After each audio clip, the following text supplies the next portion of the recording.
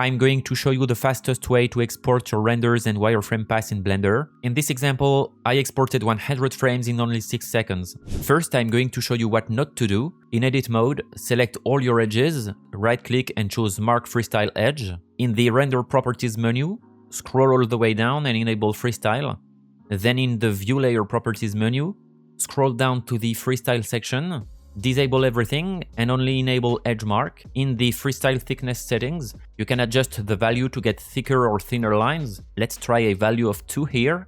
I'm going to use these render settings. Press F12 to start the render, then wait a bit. Once the render is finished, Blender will calculate a second pass to display the wireframe on top. As you can see, the total render time was almost 49 seconds. I want to export 100 images, so that's 4,900 seconds. If we divide that by 60, we get around 81 minutes, which is almost 1 hour and 30 minutes. Now let's try again with the correct method. Disable Freestyle.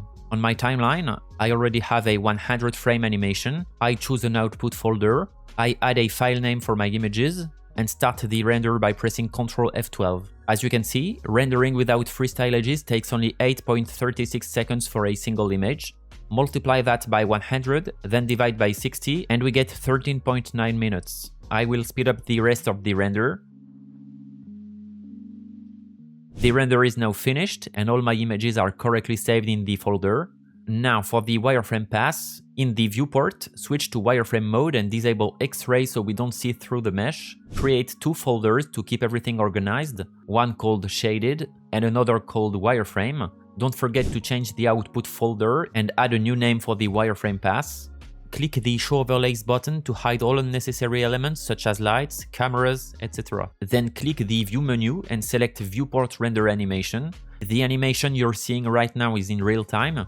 It's incredibly fast. 100 images exported in only 6 seconds. Now I'm going to use After Effects, but you can use any editing software. DaVinci Resolve is free and can do the exact same thing.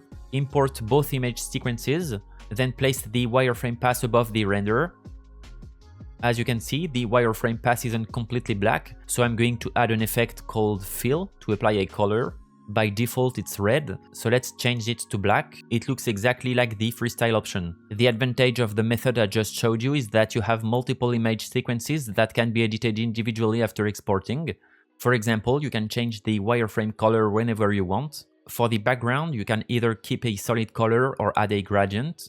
And there we have our animation. Now back in Blender, if you want a white render, you can take advantage of something called Material Override. Create a new shader and call it Override. Then in the View Layer Properties menu, scroll all the way down, open the Material Override section and choose the material you just created.